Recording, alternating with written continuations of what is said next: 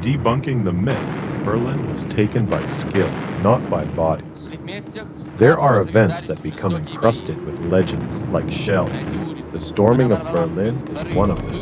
The myth that Soviet soldiers took the city by piling it with corpses, that they were driven to the slaughter in a senseless race to get there ahead of the Allies, is one of the most persistent. But the truth, as often happens, is not only more complex, but also far more astonishing. This is a story not of mindless brutality, but of military genius, of surgically precise calculation, and of a victory forged by intellect and mastery. Prelude, the race that never was.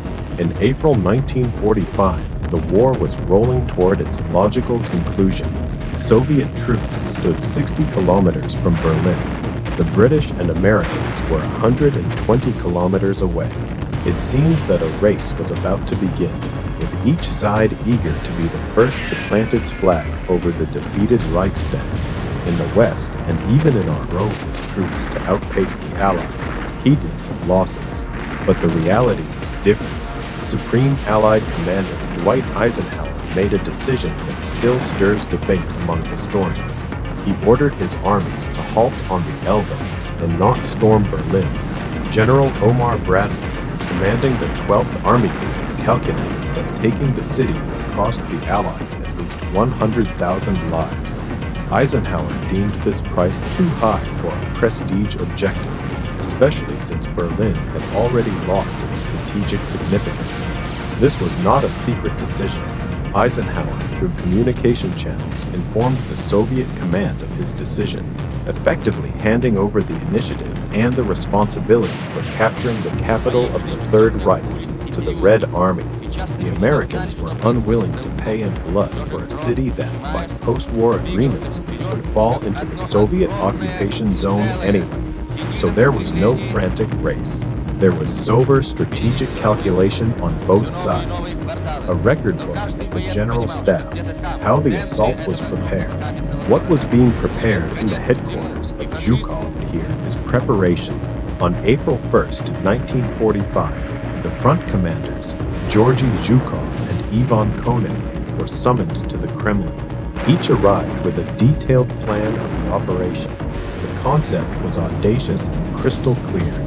Deliver several powerful blows on a broad front to encircle and split the Berlin enemy grouping, then destroy it piece by piece.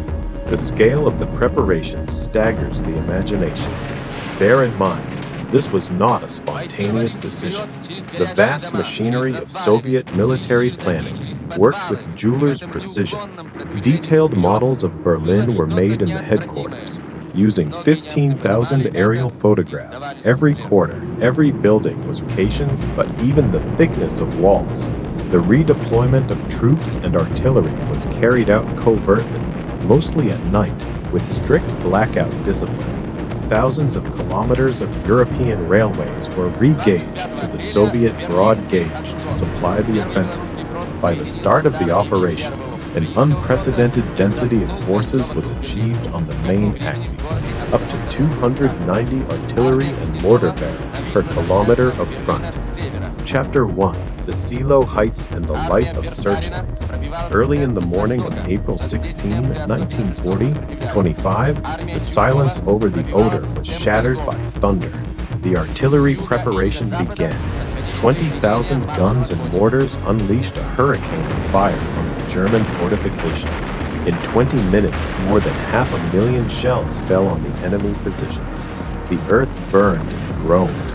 When the fire shifted deeper, the Soviet infantry rose to attack and, on the shoulders of the stunned enemy, broke into the first line of trenches. But the main test lay ahead. The Seelow Heights, a ridge of hills advancing troops, snatching targets from the darkness and showing the way for infantry and tanks in the pre-dawn twilight. It was a way to extend the daylight, to give the assault troops the ability to see targets and navigate, rather than blindly walking into machine guns in utter blackness. Zhukov himself recalled this sight as one of the most impressive of his life. The searchlight beams reflecting off the smoke and dust raised by the artillery preparation created a phantasmagoric spectacle. But it was not just a show. It was a tactical device that allowed the momentum of the attack to be maintained and saved thousands of lives. The Seelow Heights fell, but the fighting for them lasted 3 days, becoming the heaviest of the entire operation. Chapter 2, The Steel Pincers. While Zhukov was breaking through the defenses from the Second Belarusian Front of Rokossovsky advanced. It was a classic envelopment maneuver, executed with impeccable synchronization. On April 25th, the ring around Berlin closed. The German Ninth Army, which had tried to break through to the city, was encircled and destroyed in the forests southeast of the capital. The 300,000-strong garrison of Berlin found itself completely isolated. Routes for retreat and reinforcement were cut off. The defenders were doomed, but they fought with the desperation of the condemned. Chapter 3, Surgery Instead of a Meat Grinder. And here is where the most important part begins. The most stubborn myth shatters against the reality of Berlin's streets. The city was defended by between 200,000 and 300,000 soldiers, SS men, Volkssturm, militia, and even Hitler Youth teenagers. Every house was turned into a fortress. Streets were blocked by barricades, basements became pillboxes, snipers and Panzerfaust gunners lurked on rooftops. In such conditions, any army using standard methods would have suffered colossal losses, but the Soviet command did not send troops into frontal assaults. A tactic of assault groups was developed and brilliantly executed. Small but powerful detachments consisting of submachine gunners, snipers, sappers, flamethrowers, and direct-fire artillery.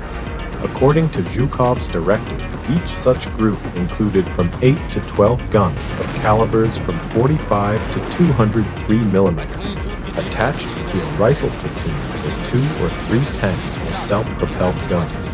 They did not charge at machine guns. They acted like a surgeon's scalpel. First, artillery from a distance of 1 to 200 meters fired at embrasures and windows that were being shot through. Then, sappers blew up the walls of neighboring buildings, creating passages around fortified points. Only after that did the infantry burst inside, clearing floor by floor. Berlin was not taken by a crowd. It was cut out quarter by quarter, meter by meter. And it was precisely because of this tactic that the losses of the attackers turned out to be several times smaller than those of the defenders. Chapter 4, The Numbers That Put Everything in Place. Now let us turn to dry statistics, which inexorably shatter the myth of piling up corpses. The irrecoverable losses of the Red Army for the entire Berlin operation from April 16 to May 8. That is all those killed on 3 fronts, advancing on a front 300 kilometers wide. And what were the losses of the German side? According to Soviet command data, German troops lost about 400,000 men killed, and about 380,000 more surrendered. Just dwell on these figures. The irrecoverable losses of the advancing Soviet troops were 4 to 5 times lower than the irrecoverable losses of the defending German troops. The attacking side lost 5 times fewer men than the side that was sheltered in stone fronts. And a stunning result, the Red Army did not bury the fascists with corpses. They buried them with shells, with intelligence, with skill, and with audacity. The Americans, frightened of 100,000 losses, refused to take Berlin. The Soviet troops lost several times fewer and took it, smashing a 1 million-strong grouping. That is not a defeat, it is a triumph of command genius and soldierly courage. Epilogue 2, Baghdad, Lessons of History. Almost 60 years passed, and March truth, as it was in 1945, remains with those who know how to fight, not just how to die. 10 дней. Ничтожный срок, если вспомнить героическую оборону Ленинграда, Севастополя, Сталинграда. В этот день сдались в плен 130 тысяч немецких солдат и офицеров.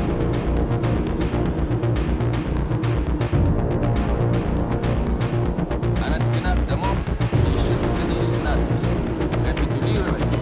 Нет, никогда». Не случайно здесь в каждом окне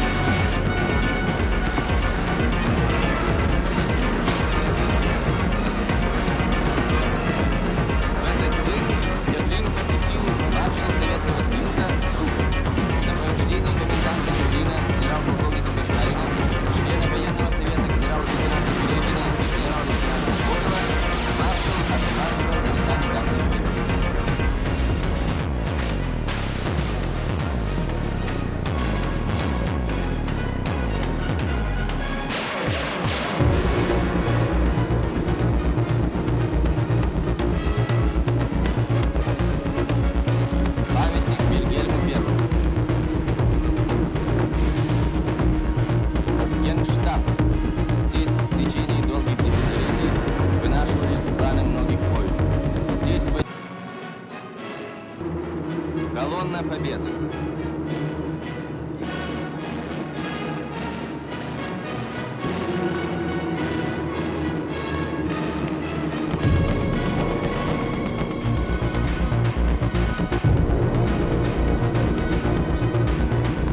Танкисты генерал-полковника Богданова обнаружили эти знамена.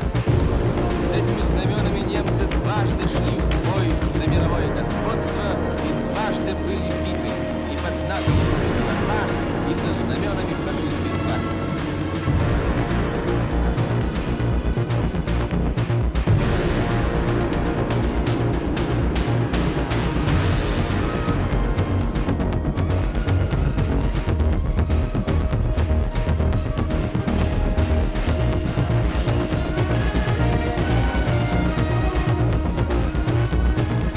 В этот день на улицах Берлина победители встретились с освобожденными французами, бельгийцами, американцами, поляками, норвежцами, англичанами.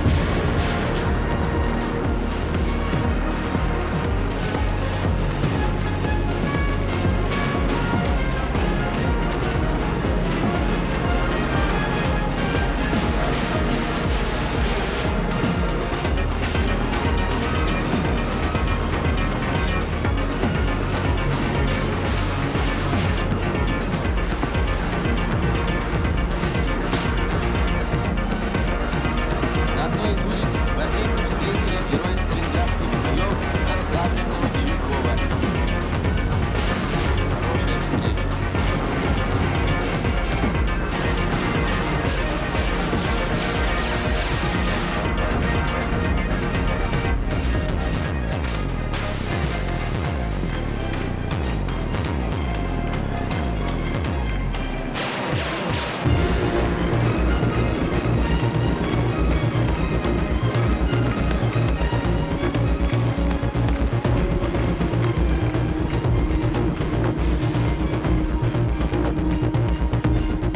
Побывал в Берлине главный врач авиации Новиков, генерал-полковник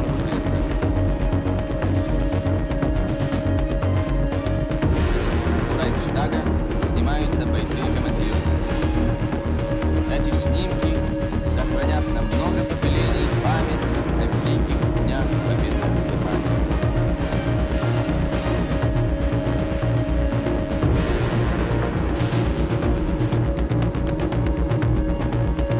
На этих стенах написано: Берлин останется немецким. Да, он останется немецким. Товарищ Сталин сказал: Гитлеры приходят и уходят, а народ немецкий, а государство немецкое остается. Но никогда немцам не вычеркнуть из истории этих надписей, начертанных рукой русского солдата на цитадели германского империализма.